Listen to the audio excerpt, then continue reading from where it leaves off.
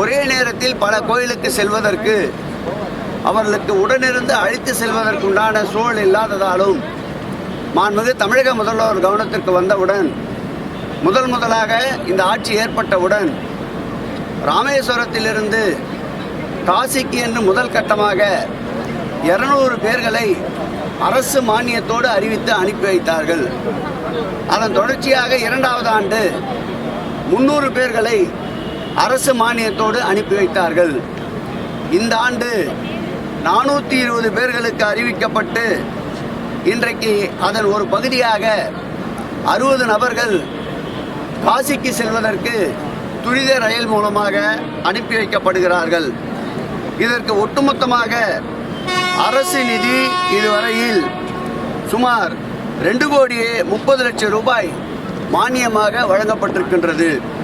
இந்த பணி மேலும் இந்த ஆண்டு தொடரும் என்பதை மகிழ்ச்சியோடு தெரிவித்துக் கொள்கிறோம்.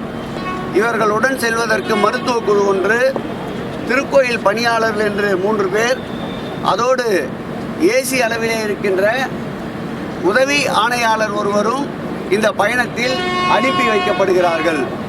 இந்த பயண திட்டத்தோடு இல்லாமல் மாண்புமிகு தமிழக முதல்வர் ஆட்சி ஏற்பட்ட பிறகு அறுபடை வீடுகளுக்கு ஒரே முறையாக சென்று தரிசனம் செய்வதற்கு இதுவரையில் அரசு மானியமாக 2,14,00,000 வழங்கப்பட்டு இதுவரையில் 2022 மூத்த குடிமக்கள் இந்த அறுபடை வீடுகளுக்கு சென்று இறை தரிசனத்தை உண்டு உறைவிடத்தோடு தரிசித்து வந்திருப்பது இந்த ஆட்சியினுடைய ஆன்மீகத்தில் ஒரு புரட்சி என்றே எடுத்துக்கொள்ளலாம்.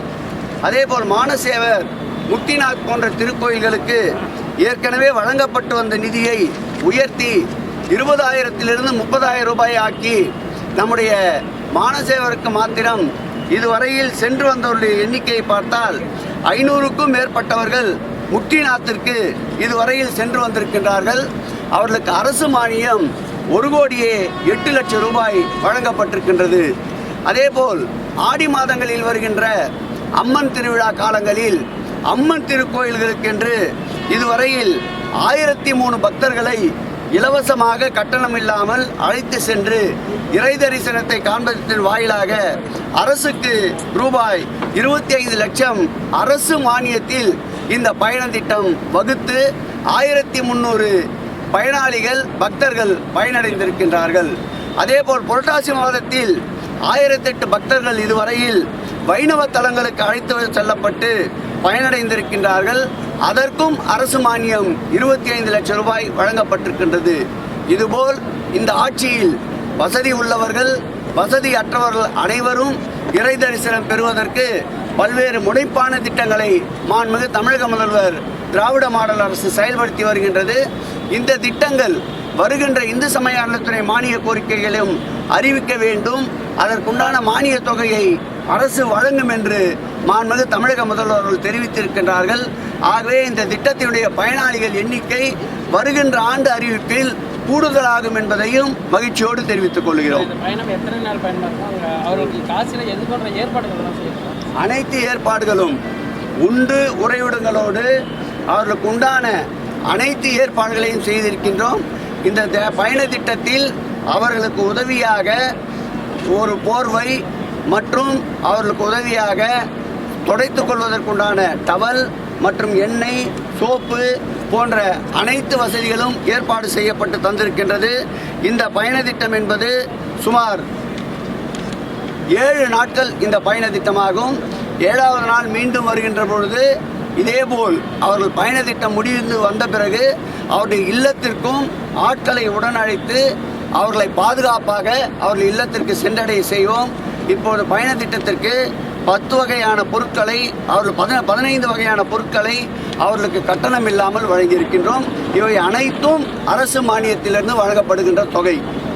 பாஜக தலைவர் அண்ணாமலை என்ன ஆனாலும் மும்மொழி கொள்கையை தமிழ்நாட்டில் அமல்படுத்தியே தீர்வுன்னு சொல்லியிருக்காரு. அது மட்டும் இல்லாமல் முதலமைச்சர் மத்திய அரசுக்கு எதிராக நக்சல் போல செயல்படுறார் அப்படின்னு சொல்லி அண்ணாமலை விமர்சனம். நிச்சயம்தான்.